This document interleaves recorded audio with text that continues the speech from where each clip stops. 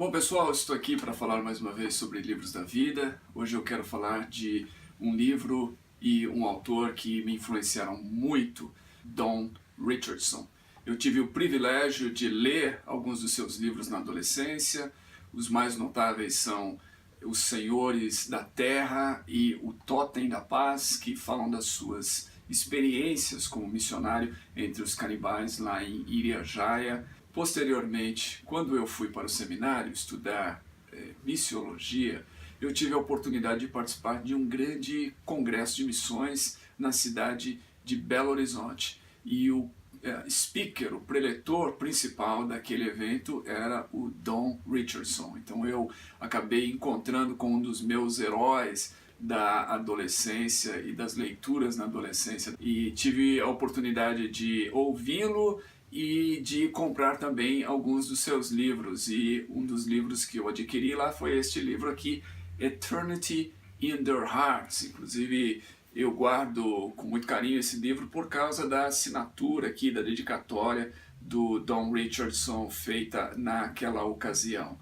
Esse livro posteriormente foi publicado na língua portuguesa com o título O Fator Melquisedeque, pela editora Vida Nova. A primeira parte do livro é chamada de Fator Melquisedeque, porque Melquisedeque é aquela figura no texto de Gênesis que não tem genealogia, não se sabe de onde ele surgiu. Ele é chamado de rei de Salém, que abençoa Abraão e Abraão posteriormente entrega a ele o dízimo de todas as coisas. E esse Melquisedeque, então, na narrativa das Escrituras, acaba simbolizando Jesus, é um tipo de Cristo no Velho Testamento.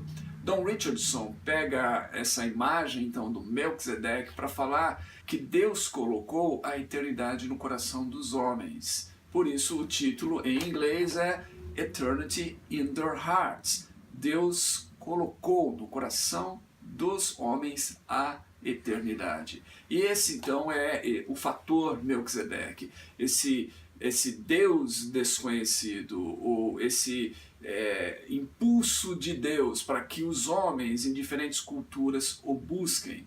Mais do que isso, Don Richardson vai estudar as culturas e vai falar que em muitas dessas culturas existem pontes dentro da própria cultura para a apresentação do Evangelho. Então ele começa com Paulo em Atenas e o Deus desconhecido. Ele vai mostrar que Paulo usou daquela ponte que havia ali na cultura dos atenienses, de um altar a um Deus desconhecido, para falar do Deus verdadeiro, do Deus que criou os céus e a terra. Da mesma maneira, em outras culturas e povos ao redor do mundo, o Don Richardson vai dizer que há também pontes culturais de contato, onde a mensagem do Evangelho pode ser explicada. Ele experimentou isso na sua vida missionária com os Sauís, que tinham uma cultura que adorava ou que celebrava a traição. Don Richardson, quando finalmente conseguiu comunicar o Evangelho a eles, ficou frustrado diante do fato de que eles estavam celebrando a traição que Jesus sofreu por parte de Judas. Mas posteriormente, quando ele pensou que todo o seu trabalho missionário entre eles estava acabado, ele descobriu que eles tinham uma cerimônia antiga de trocarem uma criança de uma tribo para outra, que era chamada a criança, o filho da paz. E aí o Don Richardson então usa esse costume, essa ponte cultural entre os Sauís para falar sobre o Filho de Deus que foi dado a nós para que nós pudéssemos experimentar paz com Deus e paz uns com os outros. Então ele analisa diferentes culturas em diferentes partes do mundo para falar sobre esse fator Melquisedeque, essa eternidade colocada nos corações dos homens. A segunda parte do livro é uma defesa de uma leitura missiológica das Escrituras a partir do chamado abrâmico. Então está aí. Esse é um daqueles livros que marcaram muito a minha vida.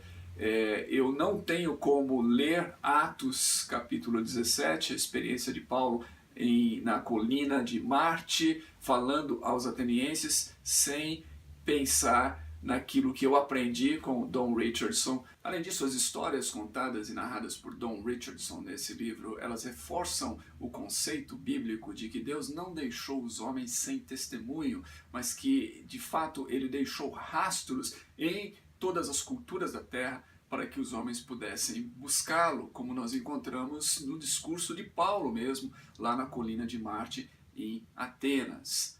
Então está aí, esse é um dos livros da vida, é um dos livros que eu recomendo a você. Todo mundo que se interessa por missiologia, por estudos culturais e antropológicos, que não leu esse livro ainda, você está perdendo, você precisa ler, é um texto fenomenal.